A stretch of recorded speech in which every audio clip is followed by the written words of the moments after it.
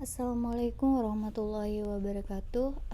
Pada kesempatan kali ini, saya akan menjelaskan mengenai materi kedua untuk mata kuliah sistem geometri.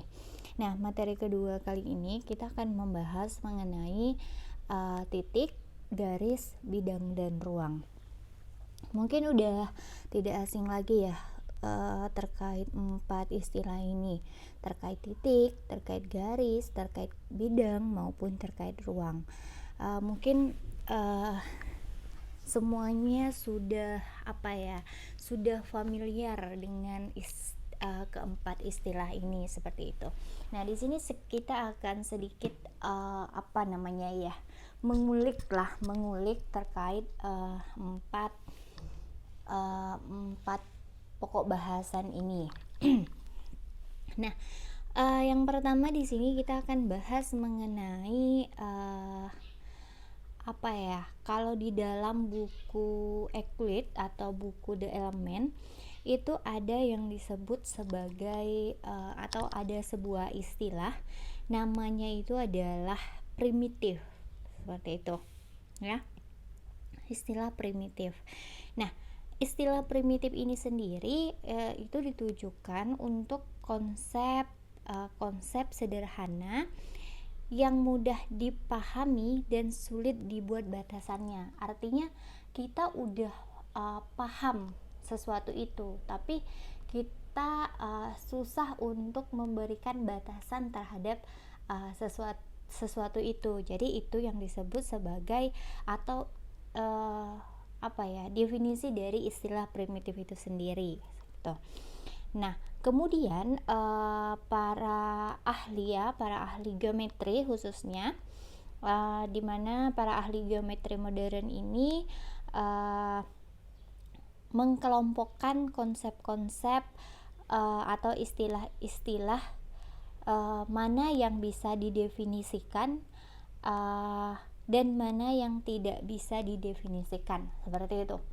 Nah, di sini dalam struktur geometri modern ya, khususnya dalam dan matematika pada umumnya, terdapat istilah yang telah disepakati dan menjadi pedoman bagi semua orang yang mempelajari, khususnya geometri, matematika, atau cabang matematika yang lainnya. Nah, istilah-istilah ini ada yang dinamakan unsur-unsur yang tidak didefinisikan atau tidak ada definisinya atau tidak ada definisi khususnya, seperti itu. Terus yang kedua, unsur-unsur yang didefinisikan atau memiliki definisi.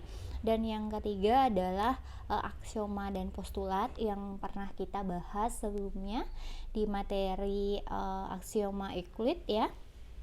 Nah, dan yang keempat itu terkait teorema, dalil, atau rumus, seperti itu. Nah, unsur-unsur yang jadi kita di sini akan bahas mengenai unsur-unsur yang tidak didefinisikan itu. Siapa itu? Nah, diantaranya yaitu adalah titik, garis, bidang, dan ruang itu sendiri, seperti itu. Nah, itu adalah istilah-istilah yang sebenarnya tidak didefinisikan.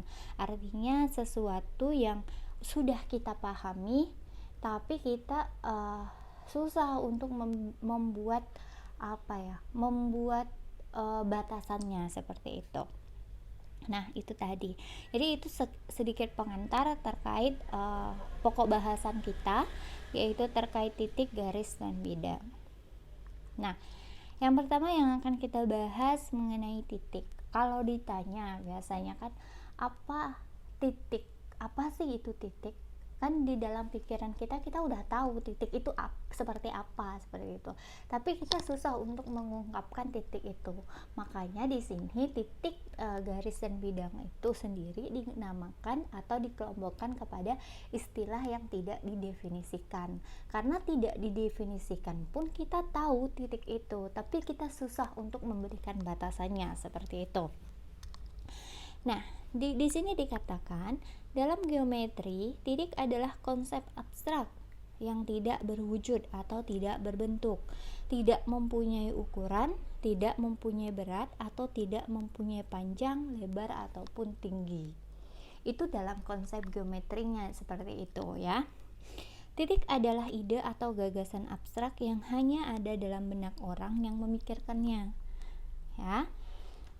Untuk melukiskan atau menggambarkan titik diperlukan simbol atau model. Jadi simbol dari titik ini kita tahu yang ini ya. Ya. Gambar simbol atau model untuk digunakan ya, untuk titik digunakan noktah. Jadi ini noktah dari sebuah titik seperti itu. Nah, titik itu ya biasanya diberi nama. Nah, pemberian nama titik itu biasanya menggunakan huruf kapital atau huruf besar. Biasanya kita tahu kalau dalam geometri analitik kita pernah mengenal yang namanya ada titik A, ada titik B, ada titik C, seperti itu ya. Nah, baik, kita lanjut ke selanjutnya, yaitu terkait garis. Apa itu garis? Yang kita tahu garis yaitu ya garis, ini garis seperti itu ya, yang biasanya yang kita tahu. Nah, garis sendiri itu merupakan konsep ya seperti halnya dengan titik. Dia tidak dapat dijelaskan menggunakan kata-kata sederhana atau kalimat yang simpel, tapi kita bisa membayangkan bahwa itu garis. Kita tahu bahwa itu adalah garis seperti itu. Jadi garis ini sama seperti titik juga dikelompokkan ke dalam istilah yang tidak didefinisikan ya. Jadi garis itu adalah ide atau gagasan abstrak yang bentuknya lurus, memanjang ke kedua arah, tidak terbatas atau tidak bertitik akhir, dan tidak tebal. Itu adalah salah satu yang bisa kita ungkapkan seperti itu. Banyak lagi kalau misalnya kita ingin mengungkapkan sebenarnya apa sih terkait garis yang ada di dalam benak kita, seperti itu. Memahami sebuah garis dapat dilakukan dengan dua cara. Pertama, sebuah huruf kecil pada salah satu ujung garis ya. Di sini maksudnya ini ya. Jadi bisa garis itu garis itu bisa kita beri simbol dengan huruf kecil. Misalnya kita punya garis nih, nah garis ini kita namakan sebagai garis M misalnya. Nah, itu penamaan sebuah garis ya. Atau biasanya kita penamaannya kita buat menggunakan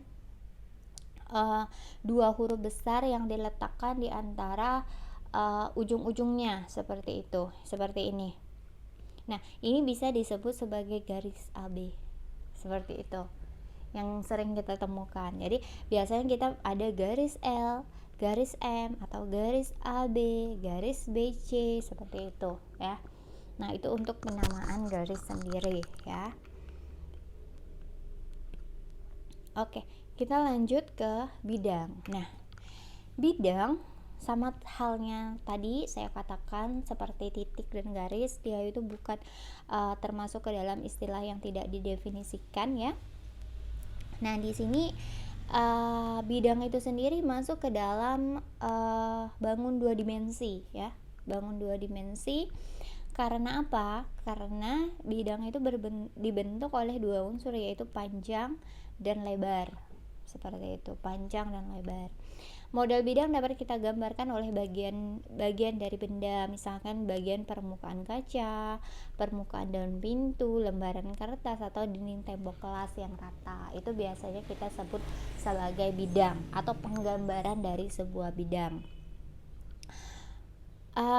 Jadi untuk memberi nama sebuah bidang itu kita biasanya menggunakan huruf kecil atau huruf-huruf Yunani seperti alfa, beta, gamma, seperti itu ya. Nah, atau bisa kita menamainya dengan cara meletakkan huruf-huruf kapital pada setiap titik-titik sudutnya, seperti ini. Nah, kalau ini biasa disebut sebagai bidang alfa. Yang ini bidang alfa, yang ini. Sementara ini adalah bidang A, B, C, D. Seperti itu. Ya. Oke. Itu untuk bidang. Sementara untuk ruang ya, ruang juga diartikan sebagai unsur geometri yang memiliki panjang ya, lebar dan tinggi yang terus mengembang tidak terbatas. Artinya maksudnya itu adalah dia punya tinggi yang tidak terbatas atau kita tidak batasi tingginya mau berapa, seperti itu. Atau lebarnya mau seperti apa, atau lebarnya mau berapa, itu tidak dibatasi. Kan jadi aneh ya kalau seandainya kita misalnya batasi sebuah ruang itu, misalnya yang dinamakan ruang itu adalah yang memiliki panjang 5 meter, yang mempunyai tinggi 5 meter, dan yang mempunyai lebar misalnya 5 meter. Nah, kalau kita batasi seperti itu, artinya dia sangat sempit sekali yang dinamakan sebuah ruang itu. Jadi hal-hal yang lain yang memiliki panjang, memiliki lebar, dan memiliki tinggi tidak akan masuk ke dalam ruang kalau kita batasi definisinya seperti itu.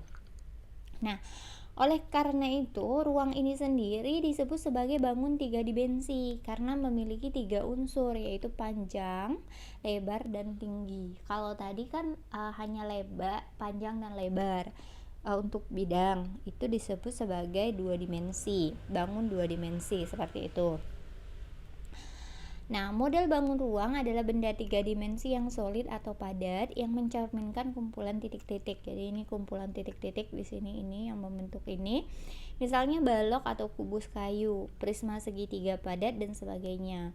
Piramida, tempat penguburan mayat Raja Mesir zaman dahulu, itu salah satu contoh dari model bangun ruang ya. Tapi kita juga bisa membuat model-model bangun ruang yang bagian dalamnya kosong, seperti halnya kubus ya. Kubus itu seperti kalau di dalam kehidupan sehari-hari kardus ya, bekas bungkus apa gitu yang berbentuk kubus, atau dia berbentuk balok misalnya, seperti itu. Nah, di sini ada bungkus mesin cuci, bungkus TV, dan sebagainya. Itu merupakan model-model dari bangun ruang ya. Bangun ruang yang yang bagian dalamnya itu kosong, seperti itu. Kan kalau tadi seperti piramid dan lain sebagainya itu merupakan bangun ruang yang padat, seperti itu, yang padat atau solid. Nah, selanjutnya kita akan bahas mengenai hubungan. Jadi yang di sini kita bahas adalah hubungan antar titik dan garis, hubungan antar titik dan bidang, dan terakhir yaitu hubungan antara garis dan bidang. Nah, pertama yang akan kita bahas yaitu adalah hubungan antar titik dan garis. Nah, untuk hubungan antara titik dan garis itu ada 2 kondisi. Yang pertama itu adalah titik berada pada garis dan titik di luar garis. Jadi ada titik yang berada pada garis dan ada titik yang berada di luar garis, seperti itu. Nah, yang pertama ini letak titik pada garis apabila titik tersebut ada pada garis atau titik tersebut menjadi bagian dari garis. Contoh gambarnya seperti ini. Nah, titik Q ini terletak pada garis. Garis apa? Garis L. Sementara titik P di sini itu berada di luar garis. Jadi kalau titik Q ini merupakan bagian dari garis, sementara titik P itu sendiri bukan merupakan bagian dari garis L, seperti itu. Nah, itu hubungan antar titik dan garis. Jadi ada 2 kemungkinan saja. Apakah titik itu terletak pada garis atau titik itu berada di luar garis, seperti itu. Nah, sekarang hubungan antara titik dan bidang. Nah, hubungan antara titik dan bidang juga sama, ada 2. Pertama, titik itu terletak pada bidang, dan kedua, titik itu terletak di luar bidang. Contohnya ini. Kalau ini adalah bidang alfa ya, maka titik A itu berada pada bidang alfa, sementara titik B itu berada di luar bidang alfa, seperti itu. Nah, kalau di dalam geometri sendiri kan ada perkembangannya tuh, bagaimana kita menentukan bahwa titik itu contohnya ya, contoh di garis ini, apakah titik itu berada di garis atau titik itu di luar garis. Seperti halnya seperti halnya kita punya lingkaran. Di dalam geometri analitik sudah pernah dibahas mengenai titik ya, mengenai titik dan lingkaran. Nah, di lingkaran itu kan, lingkaran itu merupakan bidang ya. Ini lingkaran itu merupakan bidang. Nah, ada titik di mana titik itu berada di luar lingkaran, di dalam lingkaran, atau terletak pada lingkaran, seperti itu ya. Nah, itu sendiri kan pengembangan dari konsep ini sebenarnya, pengembangan dari konsep ini. Jadi yang kita pakai di geometri analitik itu sebenarnya pengembangan dari konsep-konsep ini. Makanya di sistem geometri itu sebenarnya kita hanya belajar konsep dasarnya saja, konsep dasar sebelum memang hal-hal tersebut digunakan di geometri lainnya, seperti di geometri analitik, seperti itu. Nah, kalau di geometri analitik kan kita bahas mengenai persamaan garis dan lain sebagainya. Nah, kita di sini bahasnya mengenai aksioma-aksioma dari garis. Garis itu sebenarnya apa? Seperti itu. Itu yang kita belajar di sini gitu. Nah, selanjutnya adalah terkait hubungan antara garis dan bidang. Nah, kalau ini ada 3 kemungkinan. Garis itu terletak pada bidang ya. Yang kedua, garis tidak pada bidang, dan yang ketiga, garis menembus atau memotong bidang. Nah, kalau ini garis pada bidang, ini di luar bidang ya, atau tidak pada bidang, dan yang ini menembus bidang. Nah, garis terletak pada bidang apabila garis menjadi bagian dari bidang ini. Jadi garis itu adalah bagian dari bidang itu sendiri, seperti itu. Nah, sementara letak garis di luar bidang apabila tidak, garis itu bukan menjadi bagian dari bidang. Yang ini kan bukan bagian dari bidang ini kan. Nah, yang ketiga, menembus atau memotong bidang apabila persekutuan antara garis dan bidang adalah suatu titik.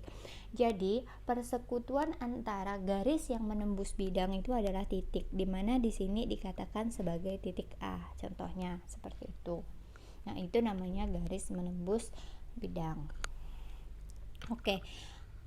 Mungkin sampai di sini penjelasan terkait materi kedua, yaitu terkait garis, titik, garis, bidang dan ruang, serta kehubungan antar hubungan antar ketiganya. Nah, di sini memang tidak dibahas mengenai hubungan antara titik, garis dengan bangun ruang, karena sebenarnya bangun ruang itu sendiri terbentuk karena adanya adanya bidang, seperti itu. Makanya memang dikhususkan di sini adalah hubungan yang terbentuk itu antara hubungan garis dengan bidang, garis dengan titik ya, terus titik dengan bidang, seperti itu.